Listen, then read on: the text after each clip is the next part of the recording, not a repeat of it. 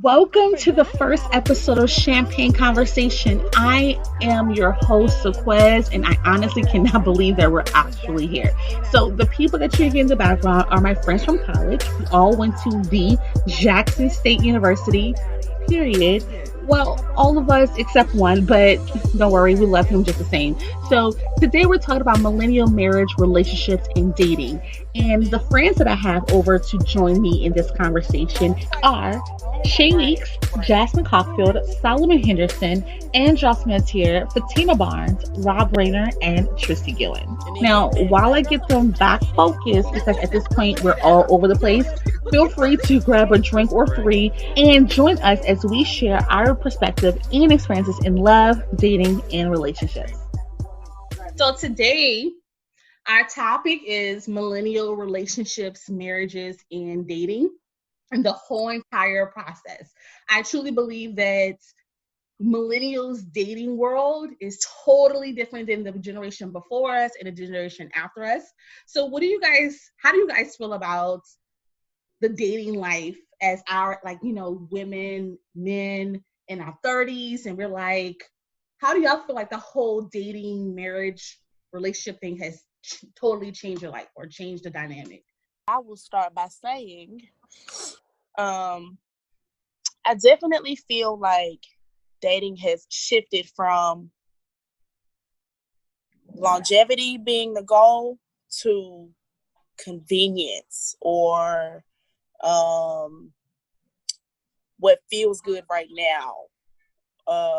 A lot of people, I hate to say it, a lot of women, I don't need a man, whatever. I don't need you to complete me, whatever, which is great. Sis, live your life, be great on your own. However, I think a lot of people are so scared of being vulnerable for somebody that longing for companionship that I believe everybody has is kind of swept under the rug out of fear of being made to look crazy or, getting played. And it taints a lot of people's approach. I think it's a lot about what can you do for me versus what can we do for us. That's not all I think about it, but definitely as far as that little piece, I definitely feel that way.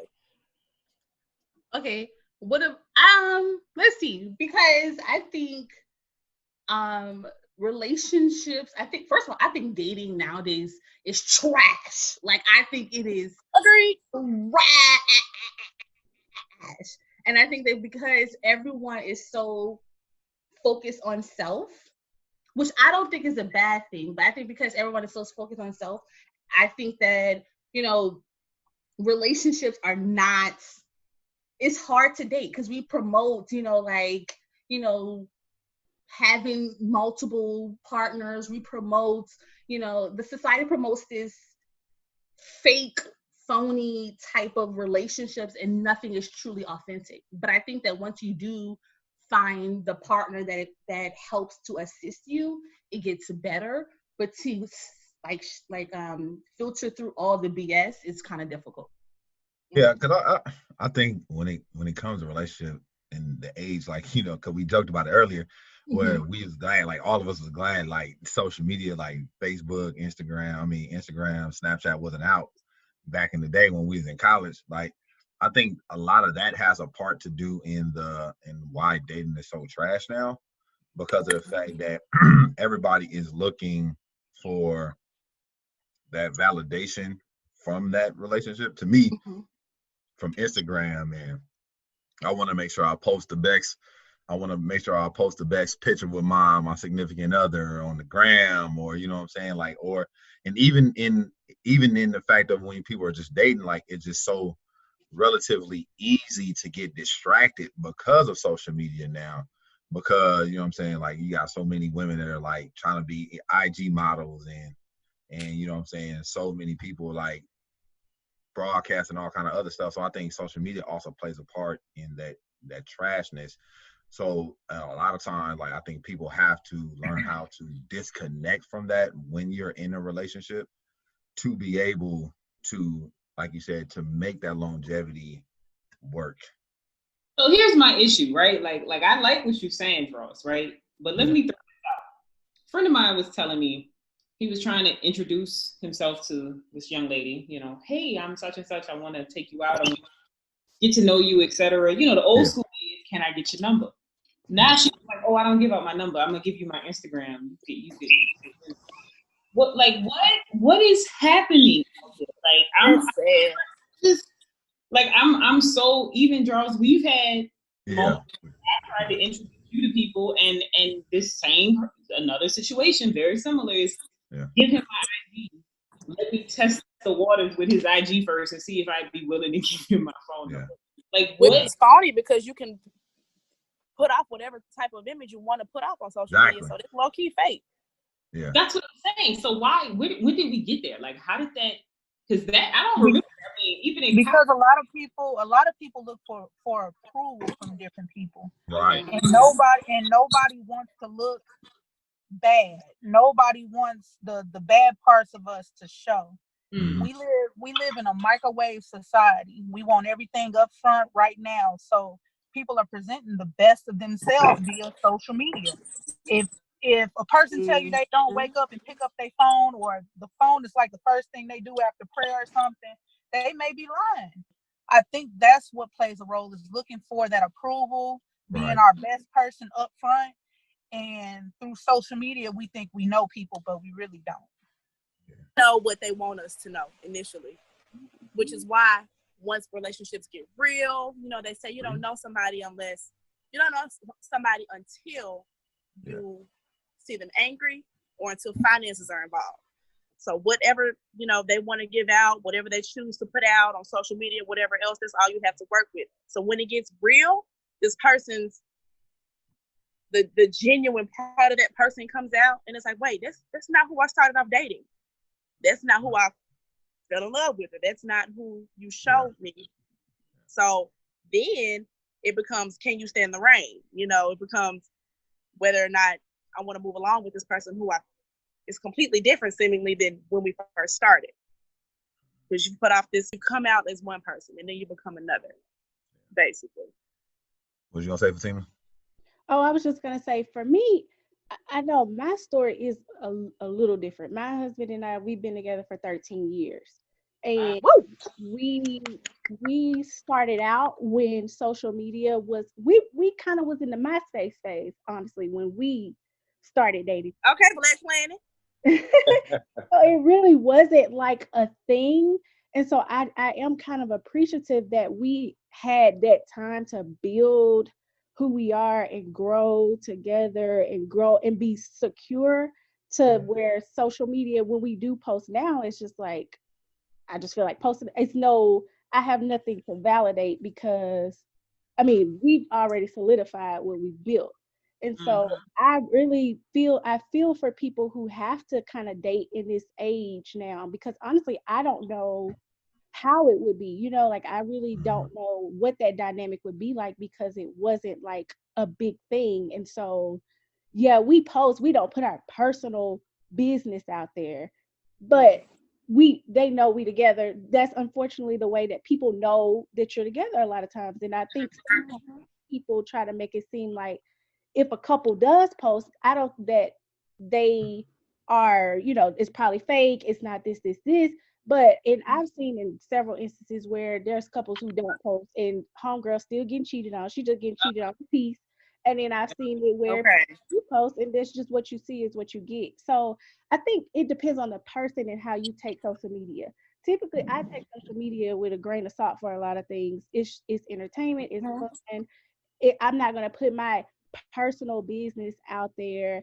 But for me, all of my family is in California, so that's how I can connect with those. That's how we keep up with what's going on, because 99% of my family is in California. So I think social media has definitely probably changed the game. But I do know that I honestly, I really feel for people now, because now it's this swipe right, swipe left kind of era that we're in, and people have so many options. And I do think that it kind of played to my advantage that we were able to really build kind of before it became this huge thing, I'm kind of glad we were able to go through that. I agree, Fatima. And it's just so fake. Like, I had to realize, like, being friends with different people from different places, like, baby, you really don't make that much money. Your house don't really look that good for you to be posting Louis Vuitton and all of this high end stuff. Like, your priorities Priorities in the is wrong messed place. up. Mhm. Again, And putting out out that at the persona. club, but you still living with your mama. So social media has given us a mask for a lot of us to be something that we're really not. And when you're not yourself completely, it will really break you down and chew you up. And a lot of people don't really love themselves. And I know that's probably going far left, but when you play so long of being somebody else, Yeah. you tend Who to you lose really? who you really are, and you don't like who you become because it doesn't feel natural. Mm-hmm. To get perspective, though, to get 1 second, to get perspective, we have 3 people on here who are married, right? So we got Fatima that's married, Trishti met married, and Jasmine is married. We got Solomon, he is engaged. Congratulations! Thank you. Homeboy popped the question. All right, Yeah. I'm in a relationship. Dross and Shae, I don't know what y'all situation is, but they got something. Okay. All right. So that was just to give perspective of the conversation. So we have perspective. Okay. I do want to build though, right? Like let's build. So I'm gonna go to a little step further. So we understand that people are coming in and not being their full self, not coming in full form. We know that there are broken people that have trauma and triggers come into a relationship and trying to fix their trauma through their partner. You know what I mean? And so have you guys, or do you guys know somebody or have experienced where you can clearly see that there's something that's not right, but your love or infatuation with that person is so big that it overshadows what the core is. Absolutely. Oh yeah. I just believe we all have dated potential. Whether it was entertaining conversation, whether it was, trying to go the long haul with somebody, we all have come across somebody who felt good, which caused us to ignore the red flags. But I think the thing is deciding whether or not that companionship is what you were feeling. Is that if that's what felt good versus that person. So if somebody comes into your life and they give you some attention and it's like, oh, they're complimenting you and they're wanting to wine and dine or whatever else, whatever they're doing for you that feels good, that's one thing versus that person actually being good for you and that person being what you need them to be for you. And I think a lot of people kind of misconstrue that. I think a lot of people cross those wires. You're looking for someone to fill a void for you that you can only fill yourself. Absolutely. And so you're expecting that person to be your everything and to fill this void. So some people oftentimes will ignore a lot of things that they shouldn't because they are not healed. You're dating and you're not healed. Scary. One thing I can say is I'm glad that I met young, but we met young, we were married young, but I'm glad that I had a partner that was willing to go through those growing pains with me because of my traumas that I brought into our relationship and our marriage at such a young age. I'm not the person that I was when we met 13 years ago.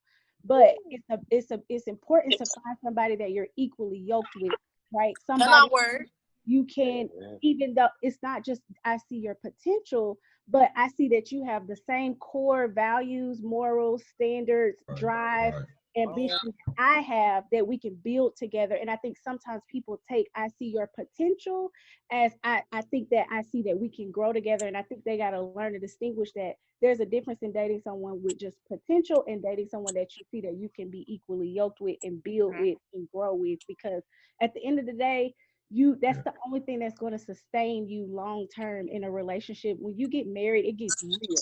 Like, and if you're not with someone that has those same core morals and values and standards, it's not gonna work. And I think that's the problem is when you date with potential is not being able to distinguish the two.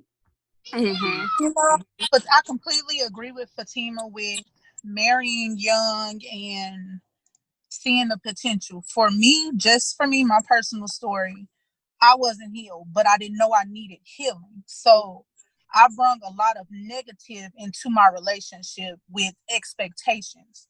Expectations messed a lot of things up for me within my marriage, starting out. But just like you said, we're not the same years ago as to who we are now. And so one thing that I remember when I first started dating my husband, he told me in the beginning, we're going to go through changes.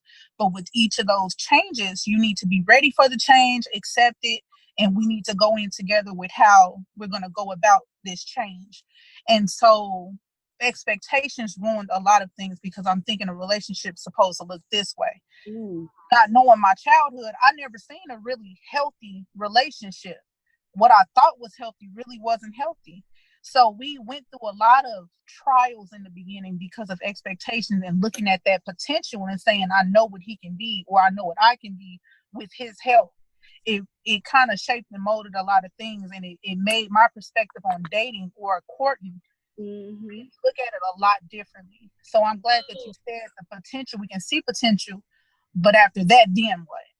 Right. So I'm gonna hop in here where TC just rapped, but I agree with TC. But the thing she said that kind of stuck with me is when you bring in your parents' dynamic into the marriage or into your relationship, what your parents have. Like my parents have been married the year before I was born, so 88 till now is like what 31 years now they've been married, 32 or so, and I can't. What my parents have is amazing and it's fantastic, but it works for them. Right? So what my parents have works for them. They figured out a way to have 32 years plus of knowing each other, a relationship. But what I have to do now is my work in mine, because if I try to mirror what they have, it won't work for me because they're two different people. We're two different people. And so as much as you can say, you know, and I get annoyed when people be like, oh, they relationship goals. You don't know what them people been through. You don't know. You don't know when he got, you don't know when he got a new secretary, how that happened. you don't know when she found, you know what I'm saying? She started going back to the gym and had a trainer. You know what I mean? You don't know what these people have been through, right? So the trials are not ever as public as the wins. Right. And so or just trust issues from previous exactly. And so I can't sit here and think that, okay, in my parents' 32 years of marriage, or, you know, somebody else's 23 years or 20 years, that they never had why am I doing this? Like, I'm ready to go. And then this is a whole nother piece to this, right? So people stay together just for kids, just to make sure that their kids are finishing. That's a whole conversation, Jazz. 18 years old, you're gonna wait until your child turns 18 when they graduate high school for y'all to get divorced. How long have you been unhappy, sis? You know what I'm saying? Like, so this whole marriage thing is it takes work. It's a lot of give and take, but I really feel like women marry men expecting them to change, and men marry women expecting them to never change. And that's good. Can we repeat that statement? Let's repeat that statement one time for the Holy Ghost. Women marry men expecting them to change, and men marry women expecting them to never change. That's real. That's so real. I just go ahead, Jasmine. Go ahead. If you swinging from chandeliers when y'all first get married, you got to keep that up. Oh man, you know what I'm saying? So it is what it is. But you know what I want to comment on though, when we talk about like comparison, right? We talk about our parents and all that kind of stuff. And you know, one thing that irritates my soul is when, and no offense to Solomon and Andross, so to y'all, but when men be like, you know, man, like we don't have the relationships that our grandparents had and like all that. And I'm like, you don't know what grandma had to deal with. And he had a whole family. Grandma had husband had a whole family with Becky down the street and kids. And I just don't. I just cannot stand when we put this like this weight of because grandma and grandpa was in a relationship for 40 plus years, that they had this picture perfect marriage, not knowing that grandma had a sixth grade education, and she didn't know how to provide for her family, so she was forced to stay, and she just had to suffer in silence. But you only saw year 45, and you think grandma and grandpa had this ideal marriage, and a whole other family on the other side. whole other family, and Auntie Jerry across the street had an abortion by grandpa, but you don't even know the whole story. And your auntie might not be your auntie, but exactly. You know that. Yeah. But see, I think when you look at it, you have to, as we all know, men were, you know what I'm saying, and I heard this so much. It says women are audio creatures, so they when they hear something, that's what stimulates them. For us, we're visual creatures, so when we see something, that stimulates us.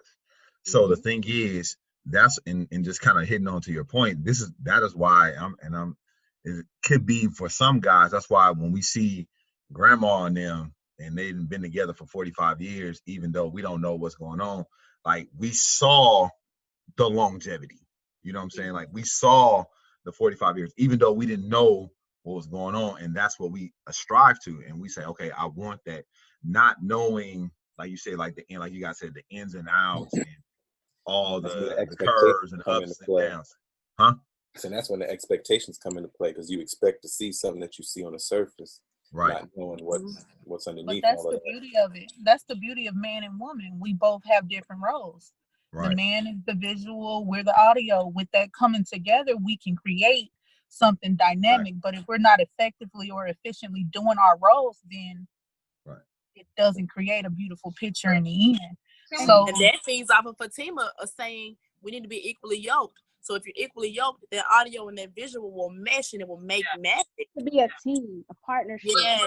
Gender roles.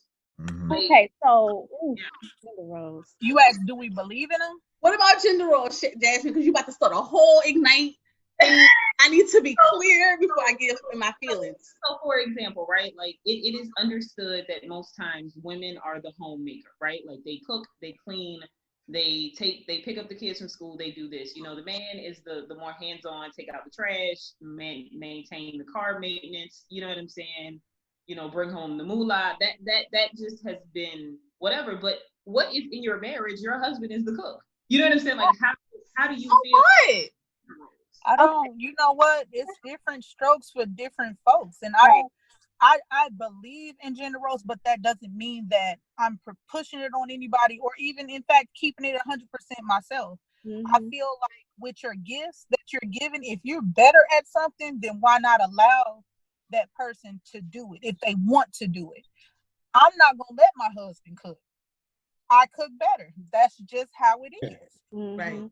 If the trash is full and I pull it out and he just so happened not to take it out on his way to work, I don't have a problem with picking it up and going to take it to the trash. With the shift in the world today and the economy and things that are going on with women being the breadwinners mostly now, we're making more than a lot of men for some homes. It's not a problem with picking up the slack. Like she said, teamwork. Wherever he lacks, I'm filling in. And I know likewise, if I'm lacking anywhere, then he'll fill in where I am. So yeah, I can ask the question and say, if for instance, like Sequoia said, let's just say the male is the better cook, does that automatically make you as a woman want to replace that with something so that things are balanced? I'll tell you this. Let them have it and move along. I'll tell you this. In our marriage, when we first got married, my grandmother, who had been married for 40 years, she tried to tell me, like, you need to get up at 5 o'clock in the morning and cook breakfast for your husband and this. Now, for me, in the beginning, we had been together for years before we got married.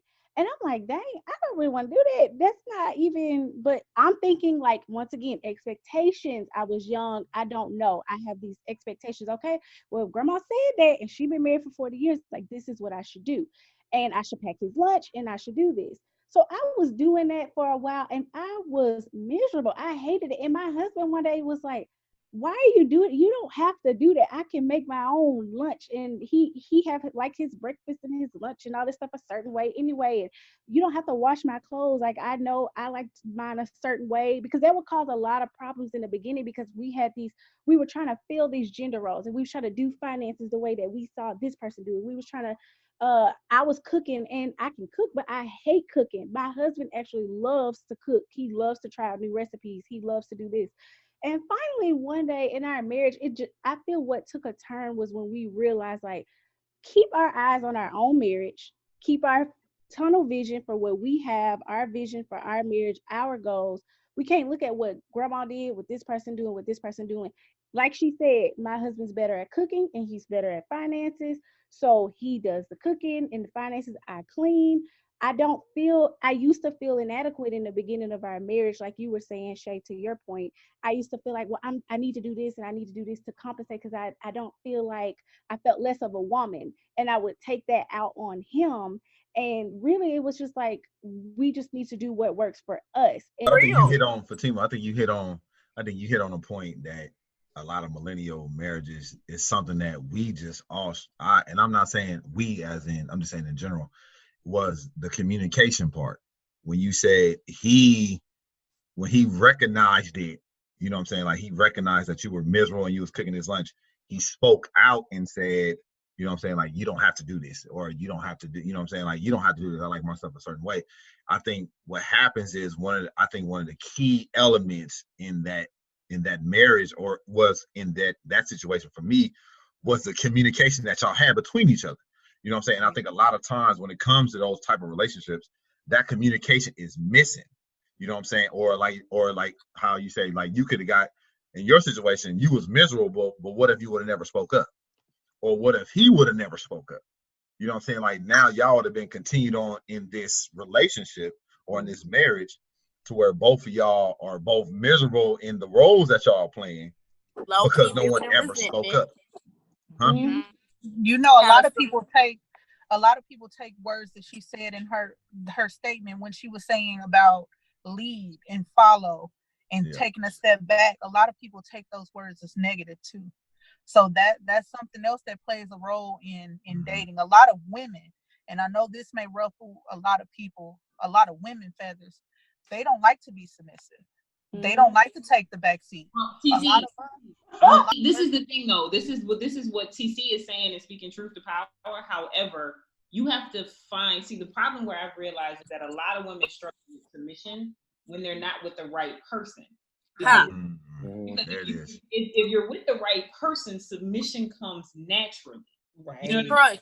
So that's where the struggle, to me, when it comes to submission, right? So when it comes to the submission piece, because again, Dross, it goes back to the word, right? Like when it comes to submission, and it goes to the sex piece. You know, are you supposed to be submitting your body to your spouse? You know what I'm saying? So that's a whole nother level to it, right? So it's I think that submission is a topic that a lot of people are afraid to talk about because it's had such a negative connotation around it. But if you're with the right person, submission comes naturally. I think people take submission as domination or some type of controlling, and it's facts. You know, when it's right, it has your best interest in heart.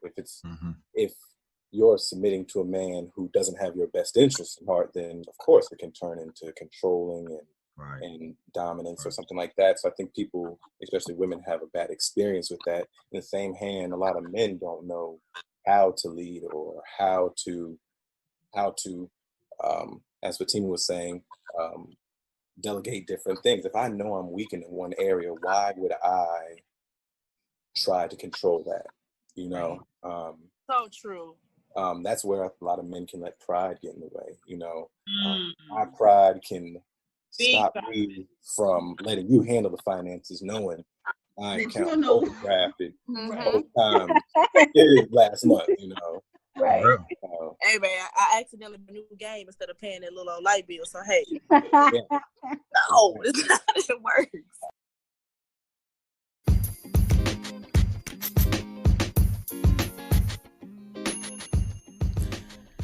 If you're like me and you want to start a podcast, but the process of recording and editing seems overwhelming, listen, don't fret. I got you covered because Anchor has me covered.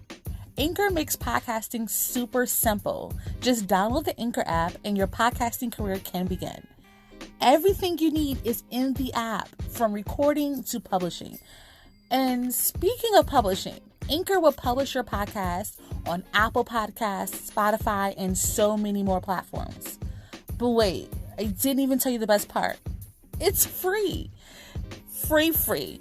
So do yourself a favor and stop procrastinating.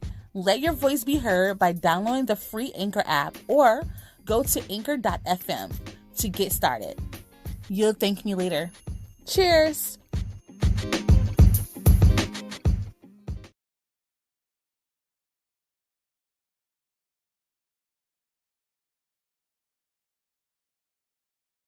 What is the right amount of sex per week in your household? That's real. Okay, I'll speak on that one then. So Yeah. I feel like once we just start letting, like, I think we just let it happen naturally. There's no like set, like, oh, we gotta do it. When we feel it, we just do it. Like it's no, It's been 3 days. It's Tuesday. it's like it's not this. I mean, I'm good with once or twice a week, and that's all I need. But Come on, you say you good with what, sis? once or twice a week, I'm good. Say that again. You said once. You said once or twice. Hold on, but good sis been married for what? How many years you been married, Fatima? It'll be 6 this year of marriage. Yeah. I was gonna say I'm gonna shut up because I'm single and I feel different. She married, baby, make it work. Just let me know. Well, yeah, I'm just saying, like, but we have an equal. I think what happens is being sexually compatible. You have this like same kind of sex drive, so it's not a problem, right? Like, I think when we do it, it's like married sex is different. I'm sorry. I think when you used to sneak, or you had to sneak, or you had to do different things, it was different. So you do have to kind of make it a priority to like, let's add this or let's do this, because now it's like it's okay to do it. Whereas I hear you, Fatima, and I hear you totally. And I'm married, and I totally agree with everything that you're saying. But I feel like the sneak and creep part, like you said, was when you was dating. It was like, ooh, we about to do this bad thing. Now, but when you flip to the marriage side, it's like, I heard this one couple say, okay, who on top tonight? You or me? Like, you feel like it or not? Like, I was on top last night, you on top tonight. Like, literally. Crazy. That drive at 21 and 31 is two different things. For real. And you got what Fatima said in regards to knowing your partner. If you got a high sex drive, you'll be getting it. But I don't want this all to be about marriage, because I mean that's probably the goal for a lot of people. It changes when you're married, and it can be a good thing or a bad thing, or it can just be an understanding.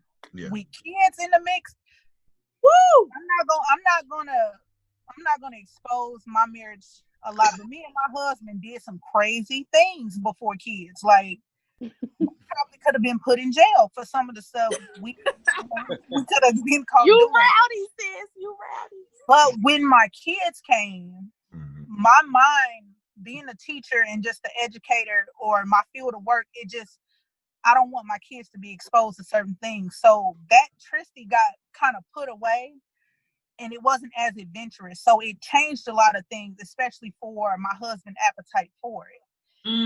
So I would say, to answer your question, I would say at least 3 to 4 times a week, but that's just me. That's not knocking any of my boos because of the amount they want to do. But for my husband, knowing him and knowing myself, 3 to 4 times, but it's so many different things that can be thrown in that makes it really hard to reach those 3 and 4 times a week.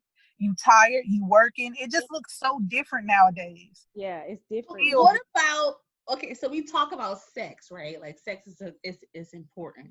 But what about intimacy? Because intimacy and sex is totally that's a whole nother conversation. If you don't stimulate my mind or make me feel worthy and not just the woman, because men needs to feel just as wanted and just as needed and all of that, because we know men have real big egos, right? So they need as well, right? So like, what happens when you lose intimacy, and like, are you conscious that like, yo, babe, we need to reconnect? Like, yo, we not sync. Like, everything is cool, like money is right, bills are paid, my job is going well, and all kinds of stuff. But we get in this routine, right? Like, this routine of being married. Like, I go to work, I cook dinner, I make sure the kids are straight, we have sex, and next day, you know what I'm saying? But we lose the level of intimacy.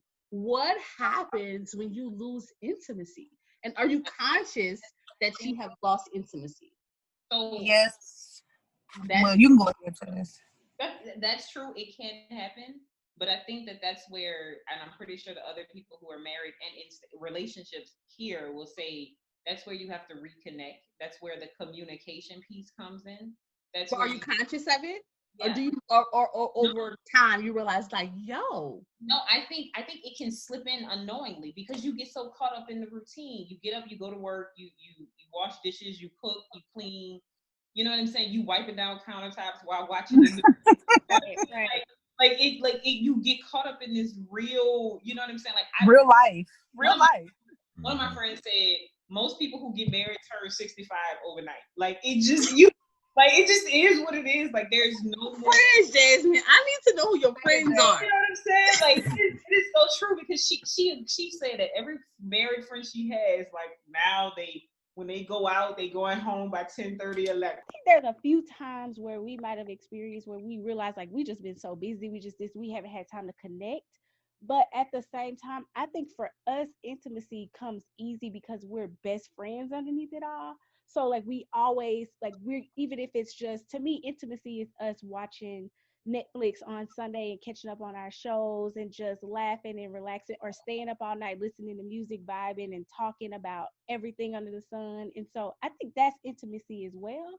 And I think that's why you kind of need a friendship underneath everything, because at the end of the day, when those times come when you are busy and you got to talk about business and this and that, and you got to know how to switch it on and off and things like that. If you have that foundation of a friendship underneath it all, intimacy, it's not hard to get back to if you get off track. Like the way you said, watching Netflix is a form of intimacy. People have intimacy put in their head as looking one way, when it can be different things for different people. It's just what you naturally enjoy. Mm-hmm. It's a pleasure that you get from certain things. And so when we notice that intimacy is far in between, or we finally get grounded, we try and make those times up with each other, doing something that we both love. And then with change comes different things that you may like to do. Mm-hmm. And so I'm more the adventurer type, like hiking, or let's go to the gun range. And my husband is more of the chill. He likes more logical things. Let's read this. Let's find the history on this. And so even just taking time to do stuff that they like, even though it may get on my nerve, it's something that he likes. And I want to be a part of that to make him feel more at peace. So when it's not there, I'm not worried about it, because that friendship is there. Okay. So let's jump, right? Like let's talk about a certain thing. So we talked about like intimacy and sex and like making sure that you're compatible and equally yoked. So we also talked about a certain thing that I want to really just dive into. So we talk about potential, and I want to go back a little bit. We talk about potential. Now, there's this thing called ride or die, right? Now listen, I'm not riding or dying with nobody, right? But we have this thing called ride or die or whatever, and you're supposed to stick with that individual until they get their thing together. Like that's the idea. Like we're supposed to stick with each other till that person gets their thing together. And so we talk about also like dating somebody's potential. At what point, and is it selfish to be like, you know what, you're just not there yet, and I don't want to commit myself to that. I don't want, like, until you get to wherever you need to be mentally, physically, financially, or whatever, I'm going to step away. And if that person step away, they're deemed as not being a ride or die type of person, right? So at what point do you be like, is it okay for us to be like, I'm just not interested. I don't want to do all that with you. Like I went through my process. I don't want to go through that process with you.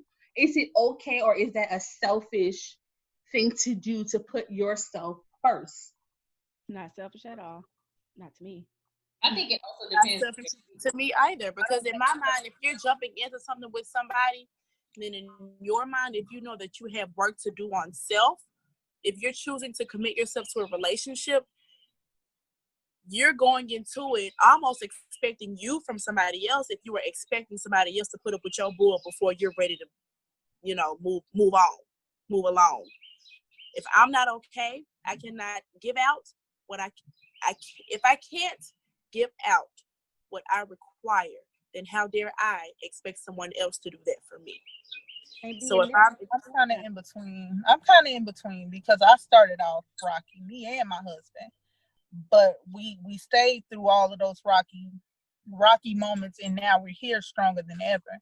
Now, I would say if I was dating right now in life and I'm seeing certain red flags and knowing that I'm healed for certain things, I can try and stick it out for a while, but if it's not healthy for me mentally or physically, then I don't think we would be able to continue in a romantic way. Yeah. Because that can drain you. It can really drain you trying to help somebody else heal. I think Squeeze, I told you this story about my cousin, who I know wouldn't mind me telling this story. When it comes to red flags, I think they're there and they exist for a reason. So, she was going on her first date in the early 2000s with somebody, and they were on the first date, and all of a sudden it was time to pay the bill, and he got the patent, and he was like, oh, I forgot my wallet at home, and all throughout the marriage, she carried him financially until they got divorced. You know what I'm saying? So that red flag was, okay, he forgot his wallet at home that day, but you end up carrying him financially the entire time. So in my mind, I at this age, like 21, 22, I'm okay with, oh, that's cute. You got work to do. I got work to do. We gonna be here. But, once 30 hit, it's kind of like, like Ayanla say, I need you to do your work, beloved. I need you. No, I need you to do your work. Do your work. Period. Do your work. Pull your weight. Real talk. That's real. As Black women, we have to stop feeling like we are supposed to be rehabilitation centers for men, and vice versa for men and women. Like in general, we shouldn't feel like we have to, like, to prove my loyalty, I am supposed to feel you. Like only you can do that. Like that's not my responsibility, and that right. Or women playing they needing a daddy, and the men are supposed to fill the roles of their man to take care of you. Like no, I think that once again goes back to like that equally yoked again. Like am I it goes both ways. Am I looking at red flags to see that, oh, off top is some stuff I need to pay attention to, but there's also, you should be paying attention to how he carries himself. Like does he have the potential to be a husband? Is there certain things, can I trust him to lead? There's other things that you should look at. And I think a lot of times, like we said earlier, some people you're just so infatuated that you don't look for either way. I think you need to look for both ways. Like, does he have the potential I can build with him as well? Not just like, is he going to be a bad, because there are some good dudes out there. And I know for a fact, I almost let mine slip away because I was worried about the wrong type of dude. And I had to snap back into my reality and say, okay, this guy already at 18, 19 has shown me at the core that I can build with him. There's certain things I already could see that I don't have to worry about this and this and this with him. Like, you should look both ways, like not just the red flags, but at the same time, I think it's a difference in saying like, okay, the 19-year-old that I met back then, like he's gonna grow. He has a lot of growing to do, but those core values and who they are at the core, that matters. I was going to ask a question off of you. Do you believe that the Most High, soulmates, do you believe that the Most High will place you with somebody that can fill those voids? So even if it's a red flag, do you think that the Most High will put you with somebody because you can help them on that red flag? can agree with that because honestly, I feel like I was kind of toxic when we first got together. If I'm just gonna keep it real, I feel like Talk it was about toxicity. We I don't feel like talk about my toxicity. husband could have left me a long time ago, and he would have had he been well within his rights. And I thank God that he stuck past That's that. Like, true. I wasn't completely out there. I wasn't no thought on that end, but at the same time, like I had a lot of work on oneself. Like I was on some more stuff back then too that could potentially. I feel like I had toxic traits that he could have just been like, you know what, I ain't got time for that.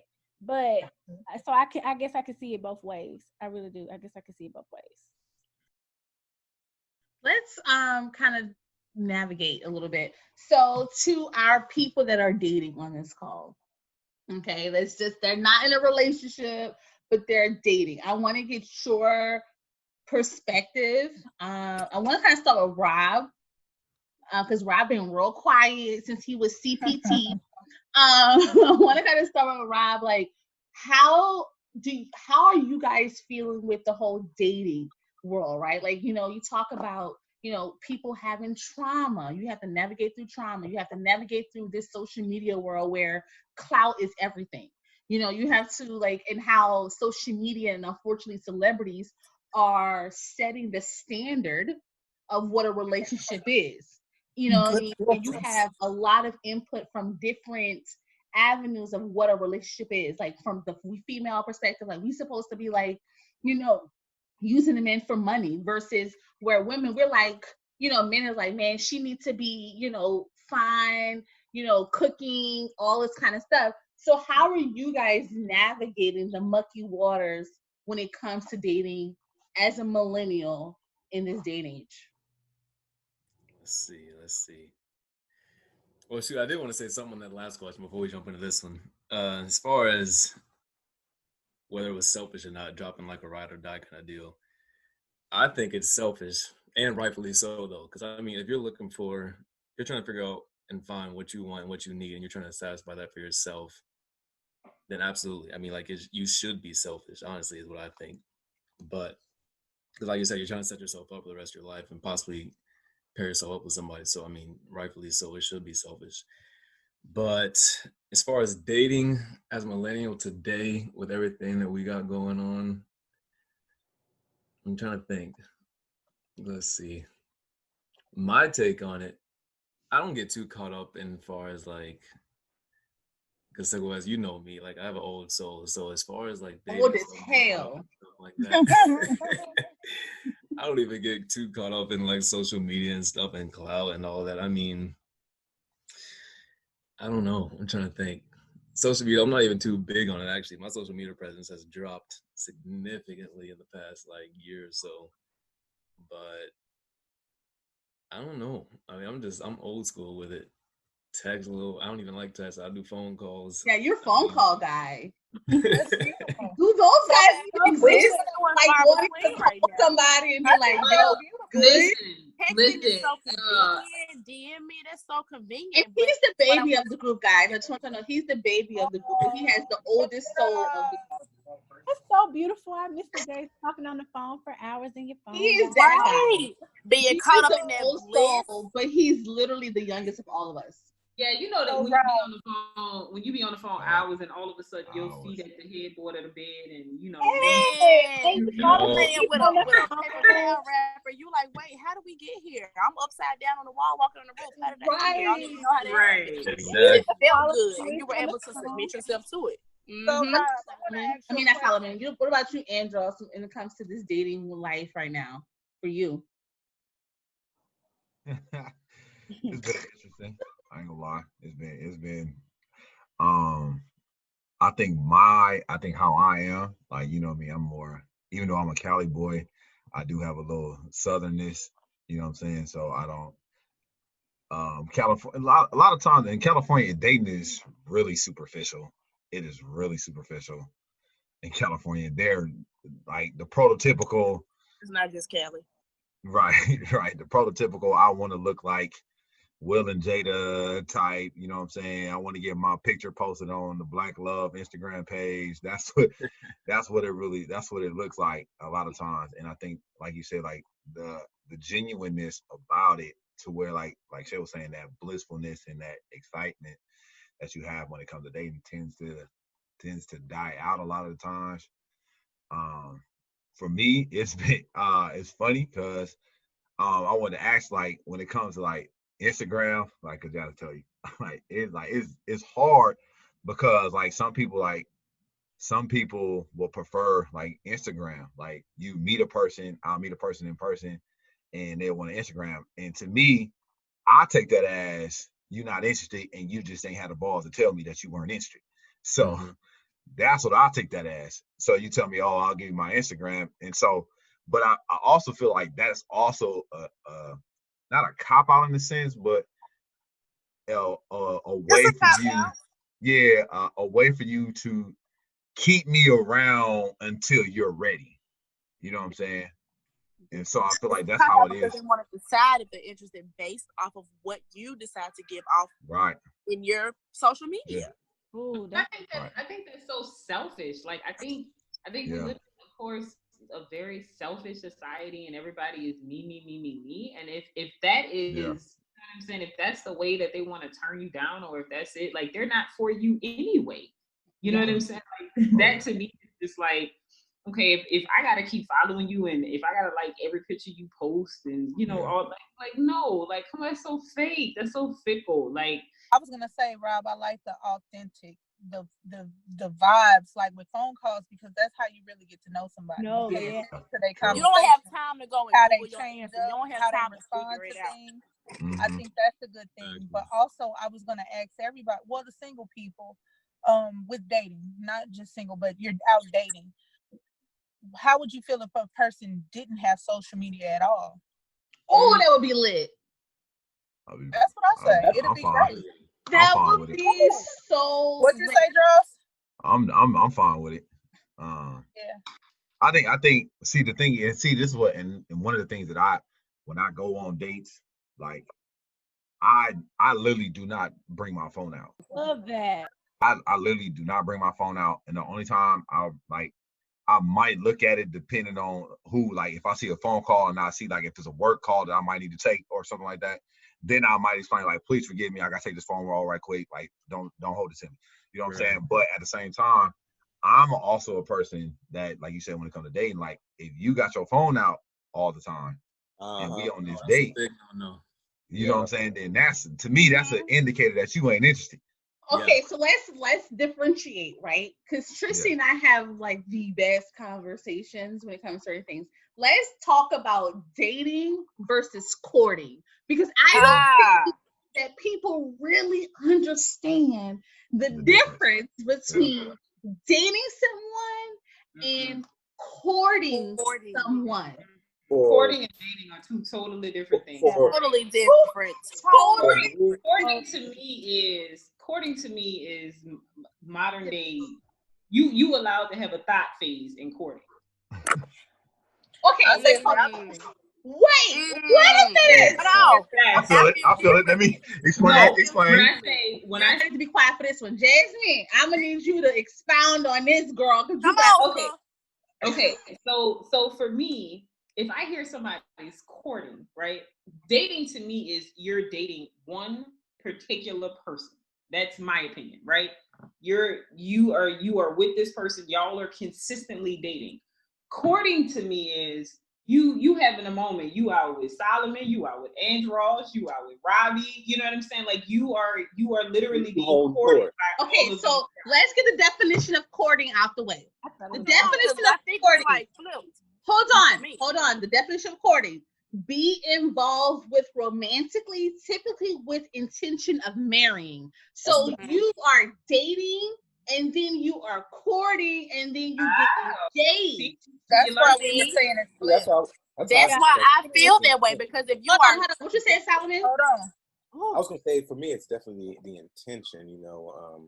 Dating, it's, do I want to be with you? Courting, it's, I want you, and I'm gonna let you know. Yeah, we gonna make it. This is, I know that I might learn something in the future that I don't like, but regardless of that, we're gonna work through that, because your intention is to be with me, my intention is to be with you. As long as we have that intention shared, we're on the same page, that we're equally also in that, and have each other's best interests in heart, I don't think there's anything that can come up that would be a deal breaker.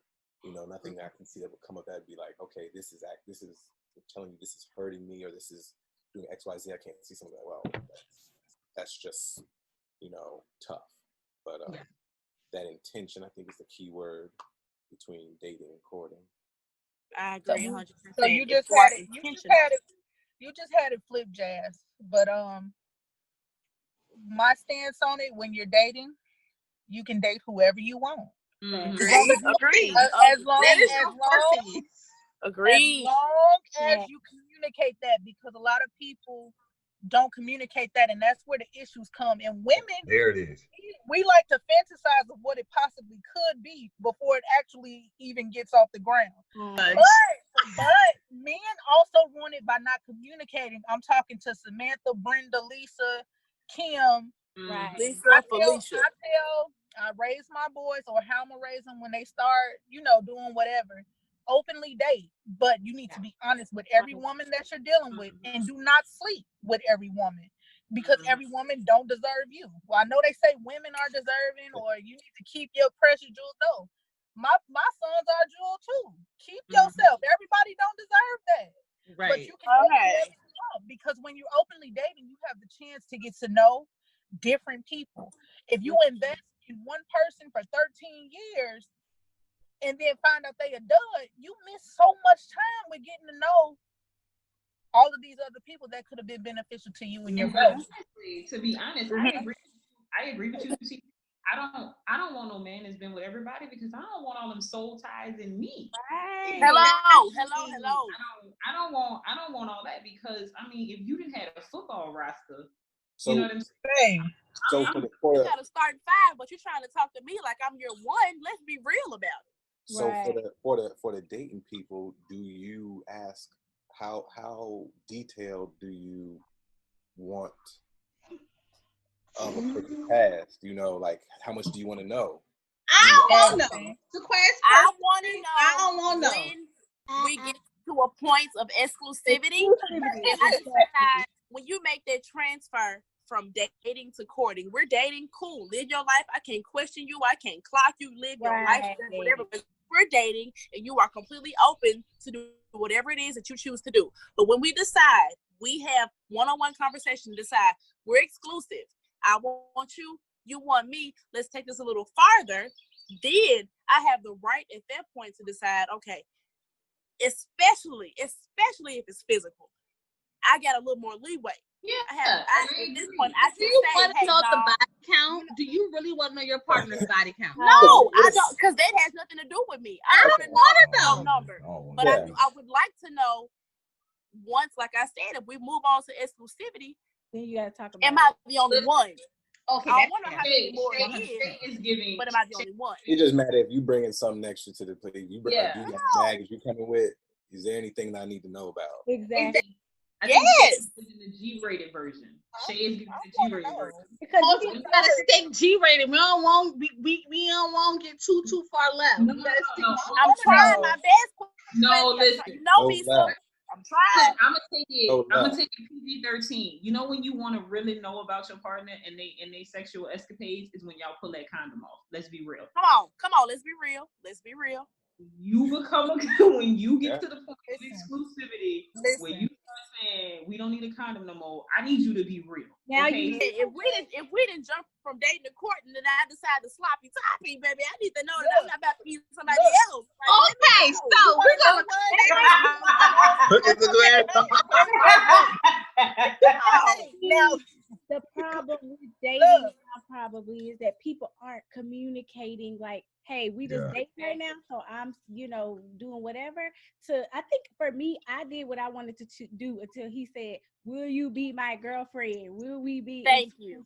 Okay, let's stop right there. I cut all my hoes off. Let's stop right there, because I see people forget that part is super important. Like, we are not together until the question is asked. until we have a true conversation about exclusivity, do not have expectations of monogamy. Do not have expectations of Agree. They was chilling on the couch together, and I'm texting other people. Okay, and so he said, "Sequez, would you be my girlfriend?" I told him, "Hold on, tear it up. Hold on, give me a moment. Let me delete all my Gotta cut people off." Oh, but y'all, listen, that's another question. Once you decide to be exclusive with your partner, is there a time frame that they have to remove the others, or is that a good question? I believe in a grace period, and let me tell you why. Grace period. Okay, speak up loud. Come out. Because of me, but in my situation, this is why I feel like a grace period was needed, right? Because because I talked to, I appreciate my dating life, even though I got married young. I was fast. I started doing stuff too young. I shouldn't be doing. But what I'm saying is, I experienced stuff younger like that I probably shouldn't have been experiencing. So, I definitely had a fun day, because people always wonder, like, because we got together so young, did I have fun? No, I saw that it wasn't none of us out there anyway. So I can say that. But I appreciate my dating life. But I will say that whenever he asked that question, I was still talking to other people, because until you ask me, I'm not going to just put all my eggs in your basket. I'm going to be like, okay, what is the grace period? Because for me, you need about 30 days. 30 days. That's a good one. Okay, so in that 30 days, what pop off? What is expected? What you doing in 30 days? Hey, to me, in that 30 days, what I'm expecting you to sever not only your physical ties with them, but the emotional ties as well. So you can have, in that 30-day grace period, are you saying that like sex could pop off in that 30-day grace period? No, I'm not saying that at all. What I'm saying is once we say boyfriend, girlfriend, the physical ties cut. But I understand that there is an emotional tie that came along with that. Yeah. So I know that might be a little bit harder to cut off, because of the fact that, like you said, like you might have went on a couple of dates with this person, you might have thought this person was cool, but at the same time, like, I won the prize. So, you know what I'm saying? Now I got to give you some time to emotionally detach yourself from that person, to where now it's all on me. Should that be communicated? Could be communicated? Like, I'm gonna need a good solid 30 days to get my stuff in. Because I think transparency is the best policy, because if you're not telling the person, who now you're exclusive with, right? So when I became totally exclusive with Sam, my husband, he knew then. It was like, okay, all right, it's time to cut these hoes off. They gotta go, because I know for a fact, you know what I'm saying? You just like I knew other people, and I had previous relationships. He had the same thing. It's not like we out here like I'm just the only one. But what I realize is that within that 30-day window, you got to be able to say, okay, I'm cutting off sex. I'm cutting off emotional ties. I'm cutting off back to soul ties, right? Like, you got to be able to say all these things to say that I want to be exclusive with this one person, and they deserve my time, attention, and I mean, other than that, it's just gonna be y'all just gonna be out here hoeing. I do want to say this though. I think that it's so important to have, like, I know, like, when we started dating, right? Like it was different. We all had that one relationship that altered the way we think, right? Like, we all have that one. Everybody that's been in a relationship have that one person that was like, had them messed up, right? Like, had them like a certain soul tie like attached to them that was heavy. And Jasmine, I wasn't gonna say no names. Let me stop here. But for me personally, as much as I don't like Solomon, for me personally, Solomon was that person for me that was like, because Solomon's always been the lovey-dovey one. If anybody knows Solomon, he is all about like. Solomon will hold your hand walking down the place. Solomon wants hand massages. He's like, so Solomon was always that guy that just loved love. And so for me, it was important because I had those toxic relationships, and I had those relationships. Oh, I thought you were about to say you had feelings. I had those relationships. So for me, Solomon was the person that's like, yo, all guys are not the same. So he was like the poster boy for me for like all guys are not the same. You're gonna find your person, because he was just so like into love. Even though he dated trash females, I'm not gonna keep on some of that. Trash females. He was always optimistic about love and being married and having kids and things like that. You got your boo now, Solomon. That's right. Solomon got a fiancé now, okay? Yeah, so too. And she's super pretty. So do you guys feel that it is important to have those relationships where you can like look at a person or a relationship like, you know what, my time is coming. It may not be right now, it may not be tomorrow, but there's a look of optimism to say like in due time. Do you feel like that is important? I think it's healthy. I think it's very healthy to be patient and have knowledge of yourself and what you will bring to the table within a relationship. You have to wait, because when you rush stuff, it gets all messed up. You don't really know somebody. Just like Fatima said, with friendship, that's how you blossom, is when you get to be a friend with somebody. You get to do the dirt and you get to know them from the nitty gritty. That's why it's hard to make friends as an adult, because you don't really know people's past life and you did stuff with them to have this great relationship. I'm not saying that it can't happen, because it can. But I believe that being patient is very valuable, and having knowledge of yourself and what you would want a relationship to look like, and not expecting it to be this way, but working towards it. It'll make a big difference. But I think that also ties into Sequoia's the part of like you're talking about friendships, and I think that goes into the married piece of maintaining your friendships with the opposite sex in your marriage. Because a lot of times people will say, oh, when you get married, you can't be, you know what I'm saying? You gotta watch who your best friend is, and you gotta do this. Like Sam knows, like I am literally in a group chat with Andross and Darius. You know what I'm saying? And I talk to them at least once or twice a week, just because they are my friends from college. We text about life stuff. We pray for each other. You know what I'm saying? Like there are things that, and he's always respected it. He's never judged me for it. You know, he's never been like, oh, who are these guys? And I don't like that, because he understands that balance that they bring. I mean, I can go to them and they'll be like, oh, I'll pray for Sam. You know what I'm saying? So I think we got to get away from this whole toxic thing of when you get married, you can't have friends. That's beautiful. Yep. And I think that that's so trash, because I mean, some of my best friends, I've always been the girl who was closer with guys. Some of my best friends are guys.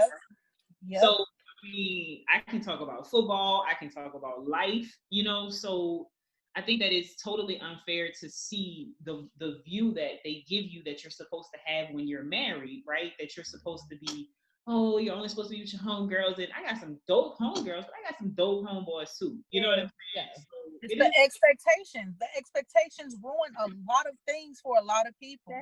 And I can admit, I was that toxic. Like, you don't need to be friends with no women.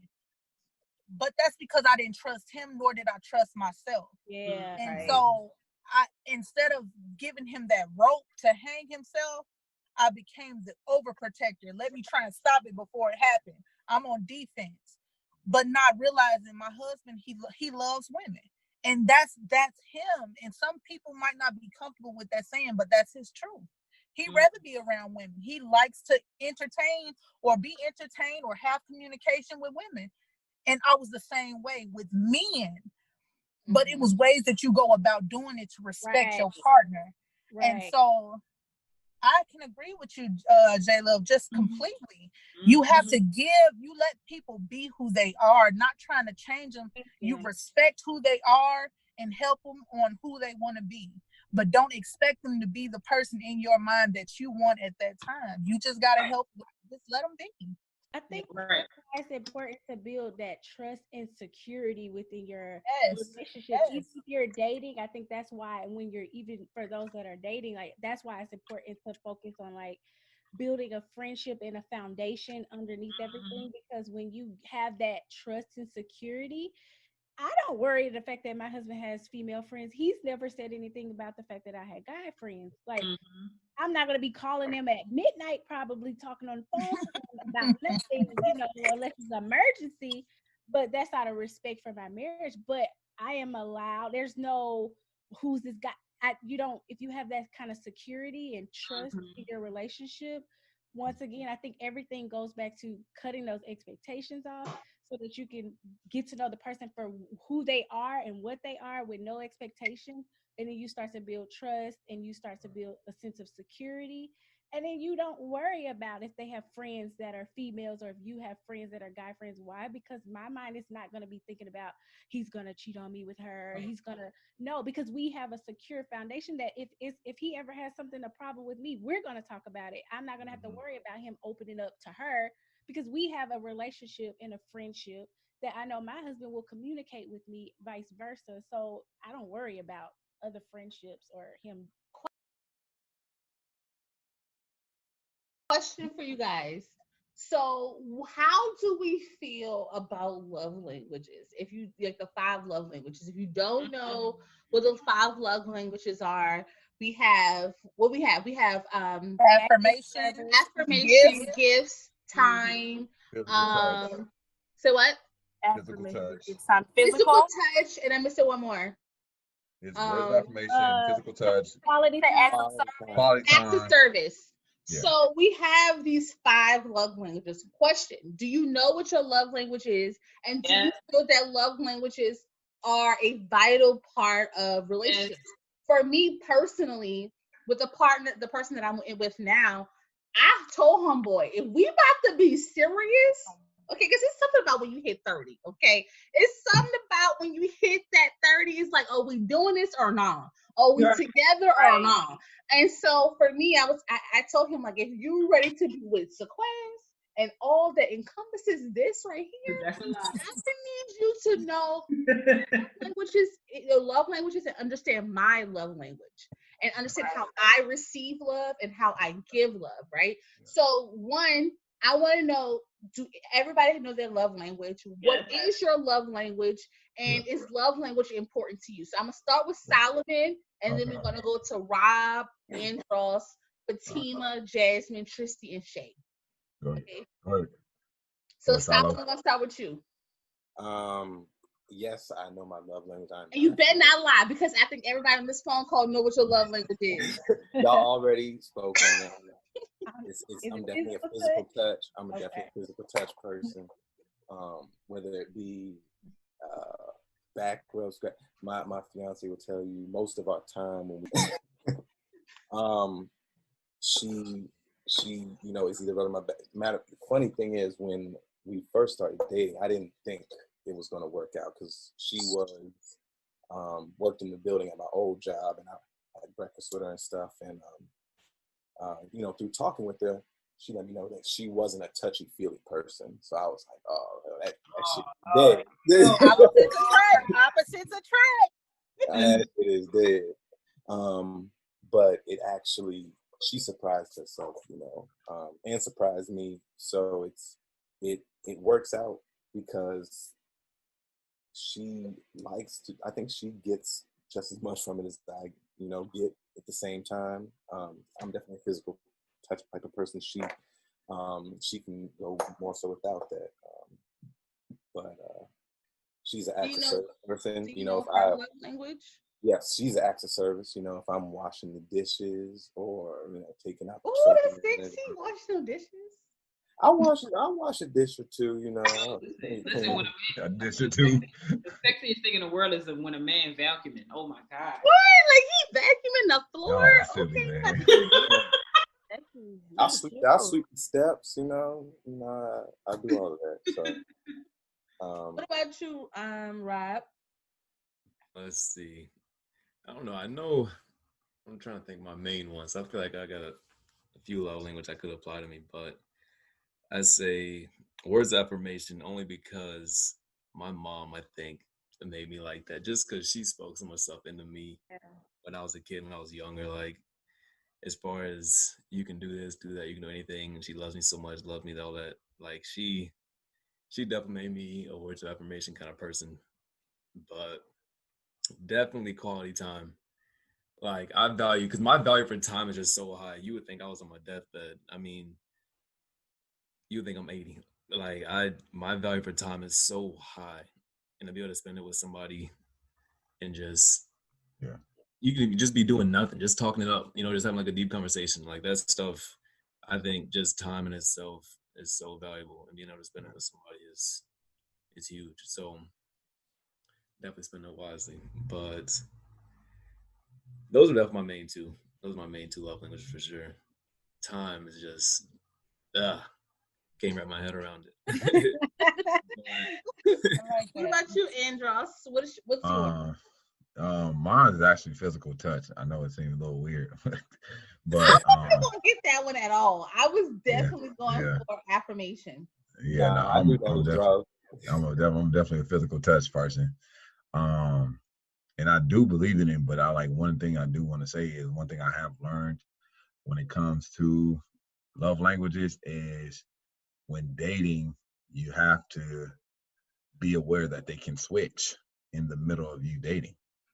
And you know what I'm saying? So you know what I'm saying? Like you can be dating somebody and their love language could be words of affirmation, but like as your relationship with that person grows, their love language might turn into acts of service or, you know what I'm saying, or gifts. And so that's one thing I know I've definitely learned when it comes to it.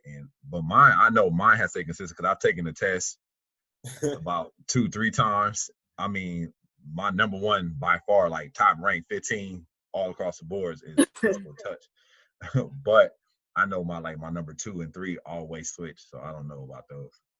All right. Mine obviously is physical touch. That is definitely my top. Like I am very, very, very touchy-feely. Like I am, if I'm in the kitchen washing dishes, come grab me. You know what I'm saying? Like I'm definitely touchy-feely. But my husband's is quality time, right?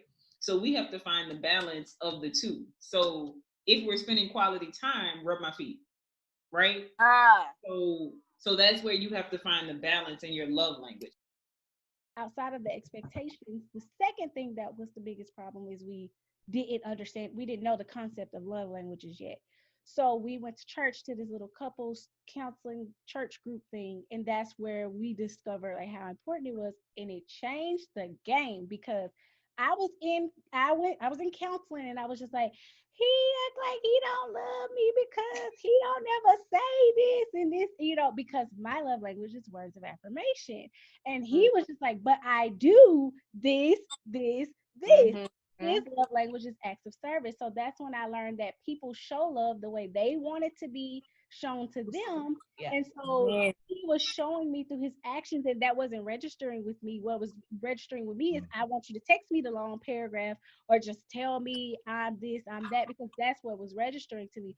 So then once we learned that, we said we got to actively work on, I'm going to actively make sure if you're out there mowing the lawn, I bring you a glass of water or something, or I have to actively think to do that because now I know that that's how he wants to be shown love. And he has to make sure that he makes time to say, I think you're the best wife. I think you do this. You're so dope. Because I need to hear that. And so once we learned that, it really changed the game. Because I didn't know. I honestly was just like, oh my God, he don't even say it. But Girl, what you say? That was beautifully. Because I guess most importantly is words of affirmation. I am a words person. I love words. I love conversations. I love to talk. I love to hear you say things to me because it feels good for me and that feeds me and that pours into me because I'm hearing you say that you think I'm attractive, that you think I'm smart, that you think I'm worthy, you think I'm this and this and this and that. Because to me, that effort is coming out of you saying to me how much you love me. And I know that's go ahead. What about Trishti? For me, I'm with Rob and Shae. I don't know if it's like the artsy person in me or because I'm just a sensual person, or it could just be who my mom was. My mom was very hands-on, loving. We, as a family, I still kiss and hug my siblings before we leave. My mom still kiss and hug me and my dad. So I always been sensual. I want to touch. I want to lay up under you. I want to spend time. I want to speak life into you because that's what was given to me as a child. And I just love to watch people like how they are. And so words of affirmation is always good. Touching and feeling is always good. I don't have to really do the gifts. But quality time, affirmations, all of that, I think it goes hand in hand and it's needed all around. I mean, if I had a choice, like if I had to pick what I wanted to like stay, it would probably be the touch and the affirmations. I can't really pick between the two because that's just a natural instinct between man and woman, like human. So I am definitely affirmation, and it is extreme. And I think it goes along with how you was brought up. I remember in college, Solomon would do this one thing that used to work on my last nerve. It's like when he would sit down when we have lunch, he would just put his hand in my face, and he just required hand massages. Like I was like, why do you act like this? And it was because his mom used to give him hand massages, right? And I truly believe that like how you were how you grew up, it kind of reflects as an adult. I am an affirmation person. However, my partner that I'm dating is totally physical touch, and physical touch works on my last nerve. Like yes, it does. Like, why are you on me? Like, I don't like go on your side and let me be, bro. Like, I can't stand it. But understand that is what he needs to feel loved and feel wanted. Sometimes you just gotta swallow that and be like, come on, babe, come here. You want a hug? Come here. You know what I'm saying? However, 9 times out of 10, that's not what I want. I don't want you to be on me. I want you to stay on your side. And I was saying the most beautiful thing that I've experienced in my relationship is when homeboy was like, hold on, we was leaving Bali, and he was like, hold on, let's pray. Girl, when he told me let's pray, girl, I was like, Lord, take me now. You know what I'm saying? I was like, this was a moment for me that I was like, oh my God, like he really loved me. You know what I'm saying? Like that was the most beautiful thing because he was really intentional about the prayer. And when he was praying, he was really like, Lord, cover my lady. And I'm like, yes, Lord, cover me. You know what I mean? I was like, I said touch and agree. I was like, yes, agree, Lord. Like, cover me with your Holy Spirit because I'm about to jump on him real quick. You know, I was just so fortunate. And I think that was the most beautiful. I'm laughing, but I'm so serious. I thought that was the most beautiful thing when someone is truly cares about your well-being. Like it's not about them, it's about us. When they remove I and put us or we, it's the most beautiful thing. It's second nature. You know what I'm saying? Yeah. And I just was like, wow, like you love me. And that's crazy because I'm a lot. And we all know that I could be a lot. You know what I'm saying? And the fact that somebody was like, see beauty in my complexity. I want all of that. It's like, right? Like, boy, you better start. You know what I'm saying? It's a beautiful, it's truly like a beautiful moment. It's truly like a beautiful moment. And you know, the thing is, Sequez, I'm going to have to say that, like, when Sam started accepting me for me, I had a moment like that. And even recently, we went to a Jackson State alum event. And you know, y'all ain't never gonna let J Love go. Like it ain't going no. You J Love. I'm gonna be 80 in the airport. And y'all gonna yell J Love. But the point is that we were going into this event, and some of the Jackson State alum was like J Love. And so when we first got married, Sam was kind of like, okay, you're a Cockfield now. You know, like he was very like, you know, like why does he? But he was like, you know what? I've accepted the fact that that's your brand and that's who you are, right? And I'm going to love you for that, right?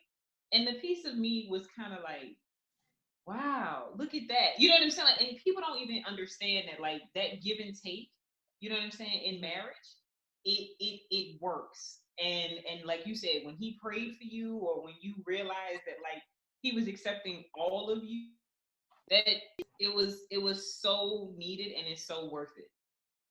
It's beautiful. So this is the part where we talk about the champagne pop. So this is champagne pop, like pop champagne, where we talk about what we learned from the situation. So Solomon, we're gonna start with you. All right. Mr. Person that's always wrong in my eyes. We're gonna start with you.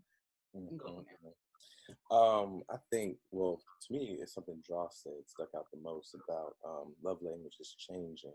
I think for me, mine has been physical touch consistently throughout my life. And people I've dated in the past, I don't think I've dated them in a transition period where they've been, changing up or anything like that. So that's just something to keep in mind with me being engaged and going into marriage, and knowing that we're both, in our 30s now, we're getting older, and things are going to change, to just be aware of and to be flexible with. Okay, what about you, Robbie? You are CPT, straight CPT. I was gonna say, I hope I didn't miss too much. But let's see, something that stuck out to me from what I was able to catch. I guess something that stuck out earlier was kind of just that maintaining intimacy topic. Because that can be a hard one to do, especially I feel like when you get married. I'm not married, of course, but I feel like that's something that could be really hard to do for people, especially like when you said you can get married, you get in a routine, doing the same things day in and day out.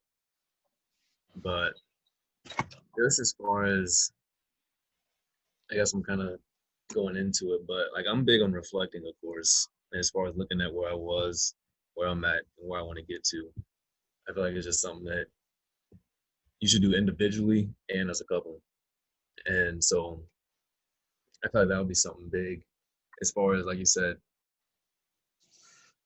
when you do feel, because it'll sneak up on you. You won't even know if something like that happens or not. So as far as just, I guess, kind of just every once in a while, even if you put it in your calendar like once a month or every few weeks or so, just kind of like looking at where you were at as an individual and as a couple, like I said, but then looking at where you're at currently and also where you want to get to. Because that's also big, just in a relationship in general, as far as always constantly growing. What about you, Jossie? I think it was Andy Dandy. I was about to say Andy Dandy. Y'all got to chill. I think for me, it was when you guys were speaking on expectations and the expectations that our society puts on, and then how the expectations that we strive to achieve based on the facade that we see from older generations, you know what I'm saying? And I know, because it kind of touched on what Shae first brought up, was that we don't have the longevity situation, and we're not going into it with the longevity and situation in mind. And I think a lot of that has to do with us being as millennials too.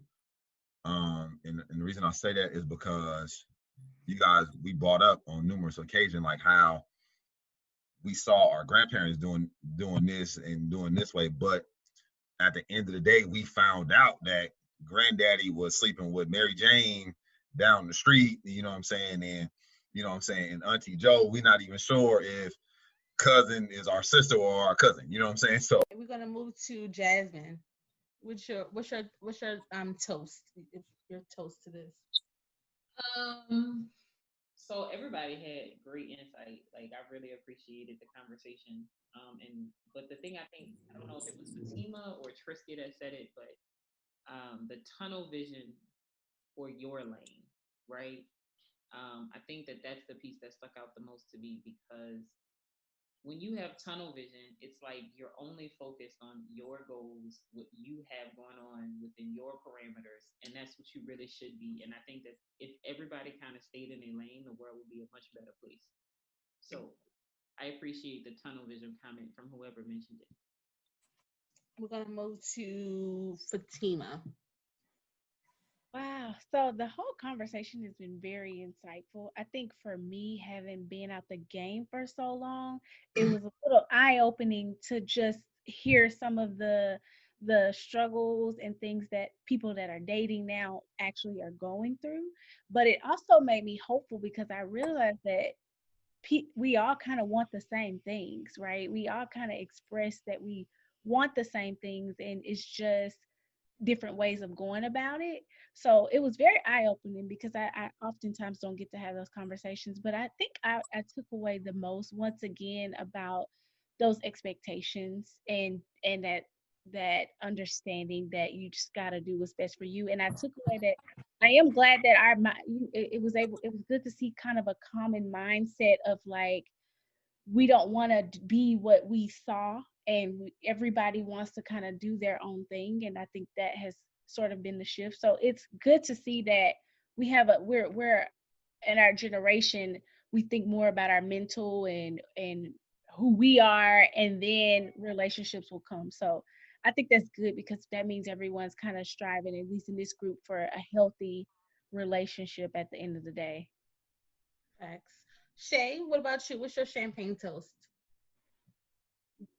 So I'm actually piggybacking off of Fatima. She mentioned it. My toast was to the fact that I sincerely enjoyed the fact that everybody was willing to grow within their relationships, or so that they can be in a relationship, or just everybody's mindset was okay. Nobody is out to attack their partner. Nobody is against anybody, but each person was like, okay, it's about how can I be better? How can I help make my partner better? What is it that we need to do in relationships to get to a great place? I love the fact that, actually, I'm going to take it back. And I also, the love language thing, I want to speak my language, but I also want to understand yours. There was a willingness in this group of people, and it was enlightening to hear people say, not sound selfish. Be selfish when you need to, but not sound selfish. Everybody was willing to say, okay, what can I do for self to grow, to make things better for myself and for my relationship? So that was my takeaway. Trishti, what was your champagne toast? My champagne toast will be for the singles. I know a lot of us married folks was talking a lot about us, and I know sometimes people get afraid because sometimes it sounds bad. But the little bit that we shared that may be taken in a negative be to take advice and be optimistic about the future endeavors or people that you're dating. Be open and take these conversations that we had today, or the dialogue that we had today, and sit with the people that you're interested in. Talk to them about their traumas.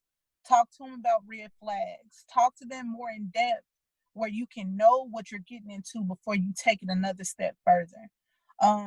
Marriage is a beautiful thing if you allow it to be. So I hope that with the conversation we gave you, it wasn't taken in a negative light, but more so kind of like a helping push to ask more questions when you're going out dating, or to date with a purpose. Mm-hmm. I agree with all of you guys. I think the one I would say to Andross, when because it just struck me, and it's still women being audio versus men being visual. That struck me so much because I was like, dang, that makes so much sense to me, right? Because we're all about like, how your actions and what produced it, and what you say and how you move, and men is just truly visual creatures, and we're all on the same playing field, but we're not in a certain degree. So that's my champagne toast, and I just want to say that I appreciate every single one of you who decide to come on a champagne conversation for the first time. I am so honored.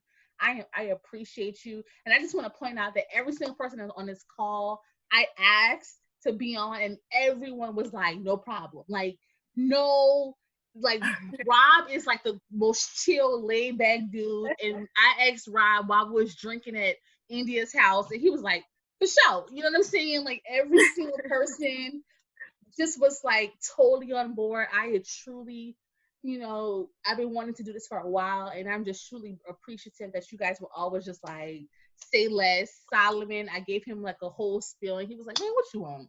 And he just was like, okay, cool. Jasmine, all on board all day. Trishti and Shae, we talk all the time, and y'all was all on board. Andross was super pumped, and I wouldn't do Champagne Conversation if it was not for Fatima, who really like put this like, Sequoia, stop tripping and just do it, and being the person that she is in my life that just forced me to do it. So I really, really appreciate each and honor each and every single one of you. Thank you. Who's gonna tell you no? That part, because y'all know I was pulled up. Y'all know. Thank you for listening to the first episode of Champagne Conversation. I hope that you thoroughly enjoyed this episode as much as my friends and I enjoyed creating it. Please make sure that you visit the website, www.champagnecombos.com, to stay connected with the podcast, myself, and my friends on all our social media platforms. Lastly, remember, you bring the champagne and we'll provide the conversation. Until next time, cheers.